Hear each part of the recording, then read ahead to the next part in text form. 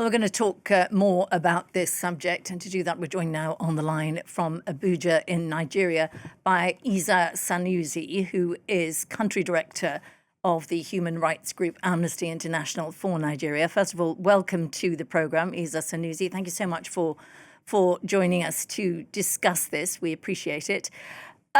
We heard there from our correspondent something about this latest spate of kidnappings. I think for people outside Nigeria, it is very difficult to understand how has this phenomenon come about. He talked about money there. Are there multiple reasons? Is it money? Is it for child brides? Is it for ideological reasons? What's your view from what you've seen?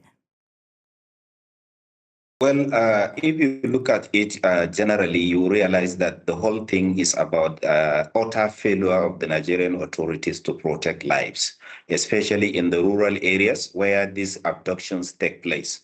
They don't take place in the cities and the capitals and the towns. They only take place in the rural areas, vulnerable areas where there is no presence of governance, where there is no authority. Therefore, people with guns are taking advantage of the weakness of the state to perpetrate these crimes. Their motives are multiple and are different. Mostly they do it for ransom, and some do it to assert their power to show that they can do whatever they like and get away with it. And some do it, particularly for girls, to get them into forced marriage, and they even have multiple children with them at the end of the day. And those who resisted are either killed or injured or disabled completely. So they have so many motives. But at the head of all this is clearly the fact that if the Nigerian government could not protect lives, and they could not protect villages and rural areas, it means that no school can be safe, because these schools are located in communities. And whenever they come and attack a school, also the village has to be deserted, because they may likely come back and attack people as well. And, I think a lot of our viewers will remember back in 2014 when those hundreds of schoolgirls were kidnapped from Chibok. And there was an international outcry. There was the campaign to bring back the girls. Many of them are still there in the woods in Nigeria. Some escaped, some got out. Are you saying that since then, virtually nothing has been done to improve security? Well, things are actually deteriorating.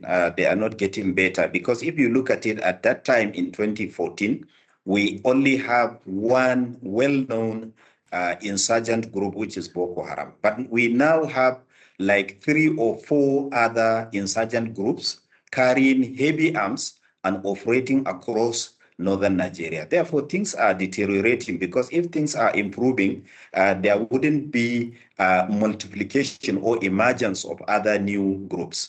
And based on Amnesty International's investigation, we realized that in the case of Chibok in 2014 and the abduction in Dapchi School in Yobe State in 2018, we found out that security lapses were the reasons why the gunmen were able to abduct these children. And this cannot be ruled out even now. And this shows that there is no accountability in terms of securing lives and property in Nigeria. And if this continues, education will be impossible for millions and millions of children in northern Nigeria. Now, of course, a couple of weeks back, Donald Trump intervened in this issue. He framed it as persecution of Christians. The fact is, I think that most of this, as you say, happens where the Islamist insurgency is in the north. There are many Muslim children there. So it also, those who have just been rescued today, I think, were mostly Muslim children. So it does happen to both. But what has his intervention? He said publicly that he was considering perhaps Washington intervening in Nigeria to sort this out. That seems very unlikely. But have his words had any effect on the president of Nigeria? Well, I will not say that what Donald Trump has said it had made any impact, but it may possibly be because immediately after his pronouncements, which were not based on facts and which were just a little bit or more or less exaggerated estimation of the situation in Nigeria, immediately after that, we see multiple attacks, spate of attacks multiplying. It may not be related, but definitely the reckless statement by American politicians about what is going on in Nigeria contributes a lot to creating more division and more mistrust among Nigerians. And that is one of the reasons why these armed groups are succeeding and are carrying out their activities without any hindrance across the country. Is there much that the wider world can do over this? There was, as I said, when the Chibok kidnappings happened, there was quite a big campaign.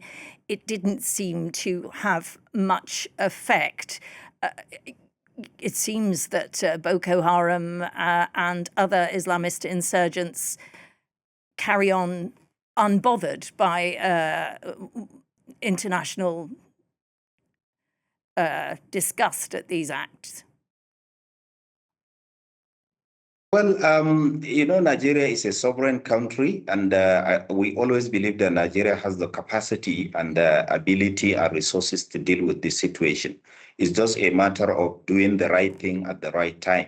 But despite that, we believe that it may not be wrong for international organizations and countries, foreign countries, to look at the situation and help the country to overcome this problem. It is quite clear that the government is overwhelmed because the security challenges facing the country right now are overwhelming. No country can be able to handle these things effectively, no matter how resourceful it is. Therefore, it is very important that the global nations pay attention to what is going on in Nigeria, because it will have ripple effect on the whole of West Africa and the rest of the world. Because as I told you earlier, we have the emergence of another insurgent group called Lakurawa in northern Nigeria. We have another one called Mamuda, which have not been around in the last even 2 years. Therefore, the possibility is when this thing happens and these criminal gangs and insurgents see the opportunity that comes with abducting children, they will continue to do it again and again. Right now, because of this situation, over 20,000 schools have been closed down, and some of them may not open at all. Therefore, the impact is very huge, and I believe that the world should be paying attention to what is going on in Nigeria. I'm afraid we're out of time now. Thank you so much for your time, Isa Sanusi, the country director there of the human rights group Amnesty International, country director for Nigeria. Thank you so much for your